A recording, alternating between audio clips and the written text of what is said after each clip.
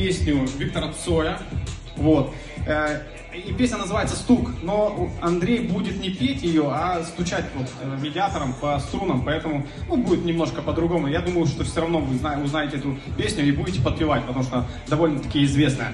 Итак, Андрей Скороходов, песня «Стук». Под аплодисменты. Браво!